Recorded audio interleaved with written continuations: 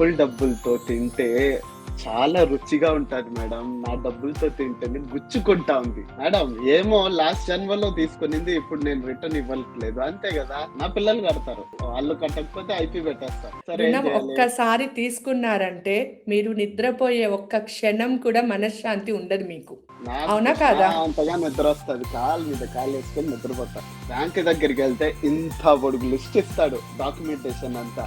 అదే నేరుగా హ్యాండ్‌లోని తీసుకుంటే టక్కున పని అయిపోతది. గరుడ పురాణం కూడా నిజాన్నే చెప్తాది. కాకపోతే నిజంని నిజంగా చెప్తోంది కాబట్టి మీరు భయపడిపోతున్నారు.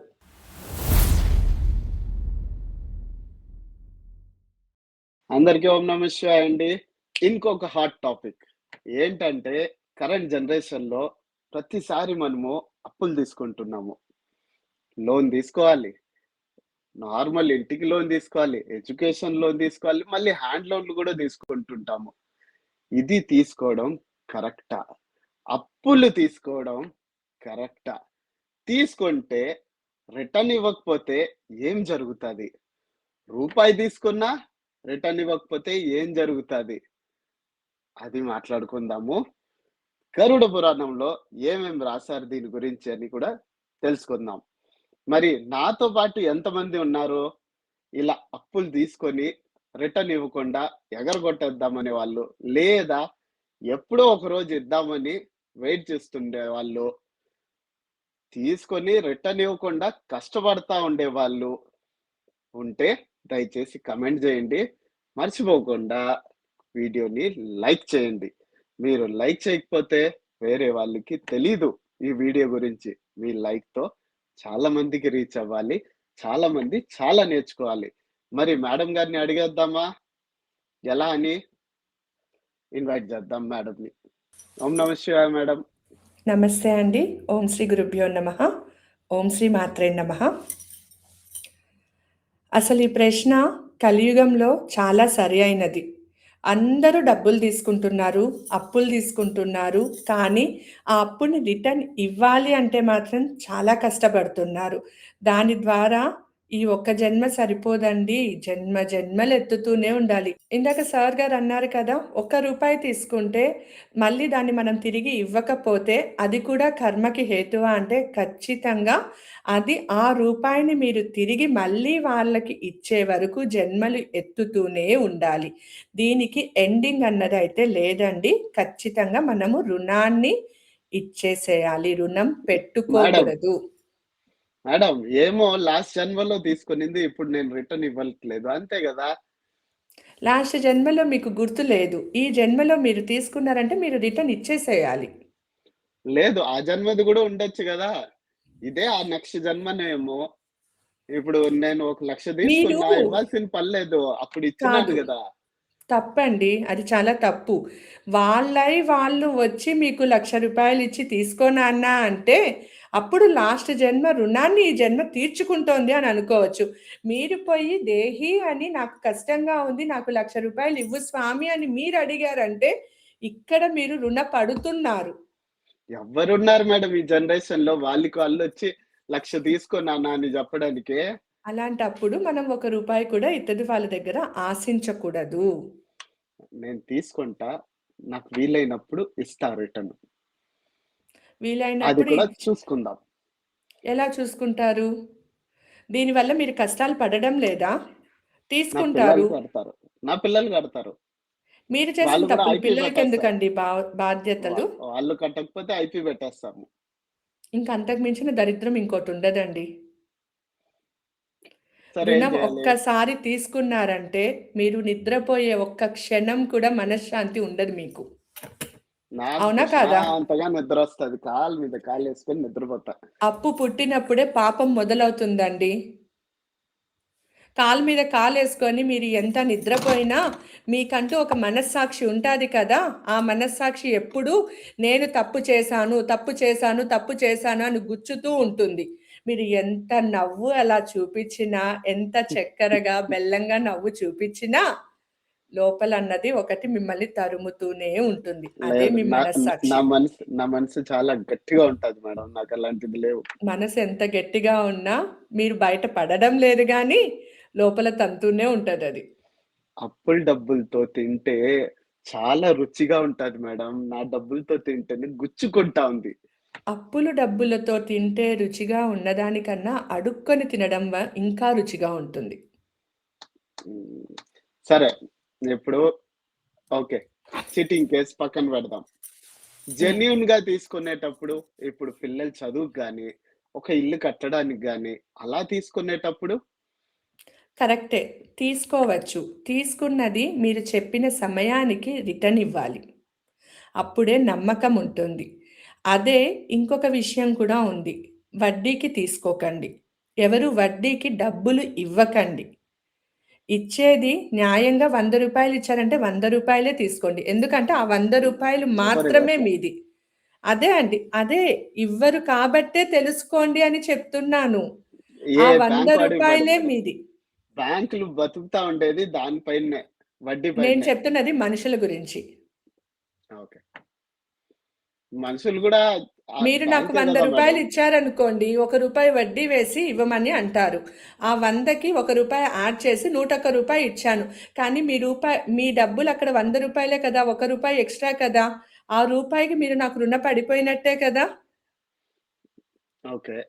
కానీ ఒకటి చెప్తాను. హ్మ్. బ్యాంక్ దగ్గరికెళ్తే ఇంత పొడుగు లిస్ట్ ఇస్తాడు. డాక్యుమెంటేషన్ అంతా. అదే నేరుగా హ్యాండ్ లోన్ తీసుకుంటే టక్కున పని అయిపోతది. డాక్యుమెంటేషన్ కోసం వెళ్ళి హ్యాండ్ లోన్ తీసుకొని తిరిగి వడ్డీ కట్టే రోజు వాళ్ళని తిట్టుకుంటూ కూర్చుంటారా? హ్మ్. తిట్టుకోము. ఇస్తాం మేడం. ఎలా ఇస్తారు? ఇంతమంది దగ్గర తీసుకున్నాడు. ఇంతమంది దగ్గర వడ్డీలు తీసుకున్న వీడు ఎట్లాంటి చావు చేస్తాడో నేను చూస్తాలే. లేకపోతే వీళ్ళ కాళ్ళు చేతులన్నా ఇంచేయాలి. వీడు నాశనం అయిపోను అనేసి తిడతారా? తిట్టరా?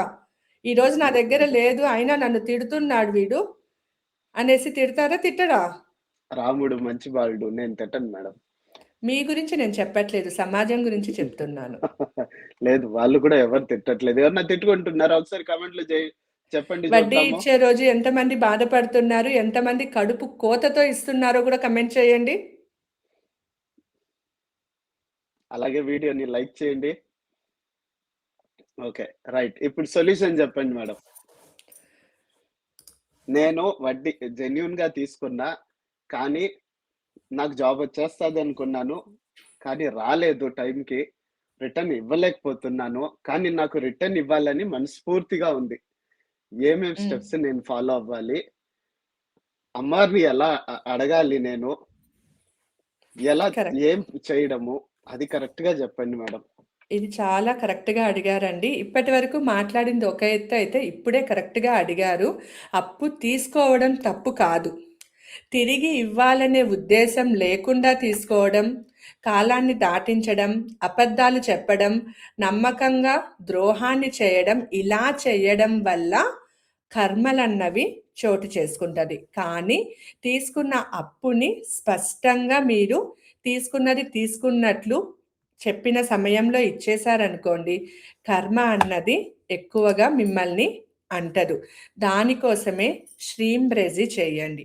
ప్రతిరోజు అమ్మవారిని నేను నా కష్టానుసారంగా నా కోసం, నా కుటుంబం కోసము ఒకరి దగ్గర ధనాన్ని స్వీకరించినాను. మనస్ఫూర్తిగా నేను ఆ ధనాన్ని వారికి చెప్పిన సమయంలో ఇవ్వడానికి నాకు మార్గాలను చూపించండి అనేసి శ్రీంబ్రెజిని ప్రతిరోజు నిరంతరం చేయండి.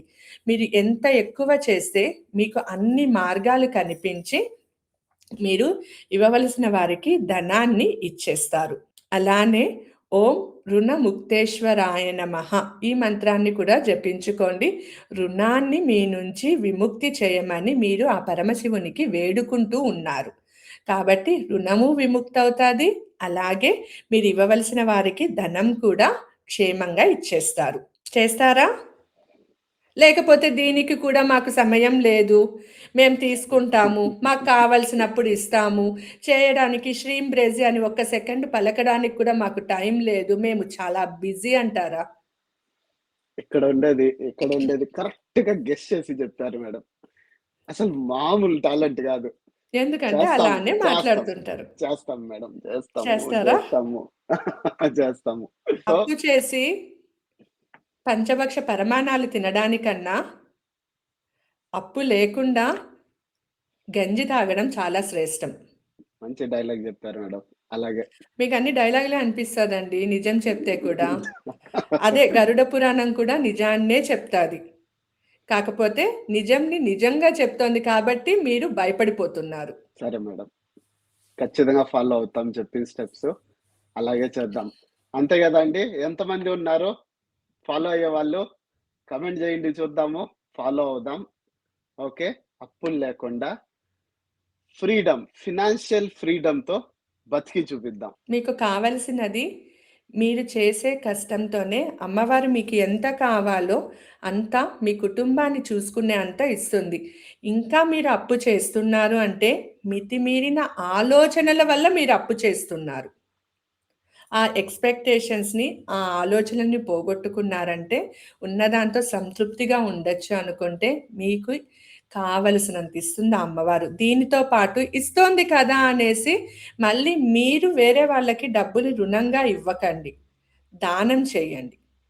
అన్నదానాలు చేయండి. పితృతర్పణాలు ఖచ్చితంగా చేయండి. ఇవి 2 చెయ్యని వాళ్ళకి కష్టాలన్నవి తప్పవు. మీ కర్మలన్నవి తొలగవు. Yes madam. మీరు కరెక్ట్‌గా చెప్పారు. తర్పణాలు చాలా మంది మర్చిపోతున్నారు. కానీ కొంతమంది కరెక్ట్‌గా ఫాలో అవుతారు. మంత్లీ గాని, అమావాస్యకి గాని కరెక్ట్‌గా జేస్తారు. కర్మలను తొలగించుకొని రుణ విముక్తులు అవ్వాలి అనుకుంటే తర్పణాలు చేయండి. మనస్ఫూర్తిగా మీకొచ్చిన ధనంలో మీరు సంపాదించే ధనంలో ఇంత శాతం అనేసి పక్కకు పెట్టి దాన ధర్మాలు చేయండి. అన్నదానం, వస్త్రదానం, విద్యాదానం, అవసరమైన వాళ్ళకి, న్యాయమైన వాళ్ళకి, ధర్మమైన మార్గంలో ధనాన్ని అందించండి. అందించామనేసి మళ్ళీ 10 మందికి చెప్పుకోవాల్సిన అవసరం లేకుండా మీరు మీ కర్మలను తొలగించుకుంటున్నారు. నా వల్ల అయినది నేను సాయం చేస్తున్నాను అని మాత్రమే మీ మనసులో ఉండాలి. సరే. ఇంతటితో ఈ టాపిక్‌ని ముగిద్దాం. అందరూ విన్నారు గదా! ఫాలో అవుదాం. వెళ్ళక ముందు ఒకసారి లైక్ చేసేయండి వీడియోని. షేర్ జేయండి. ఫ్రీయే. లైక్, షేర్ ఫ్రీయే. ఓకే. దాన్ని గూడా జేయకపోతే ఇంకా ఎందుకు మనము? మనం లైక్, ఏం షేరే సపోర్ట్ కాదండి. జేస్తున్నట్టు? ఎస్‌జేఎంలో జరిగే ప్రతి క్లాస్ కూడా ఫ్రీనే. ఓం ఓం నమః నమః శివాయ. శివాయ. శ్రీమాత్రే నమః. శ్రీమాత్రే నమః.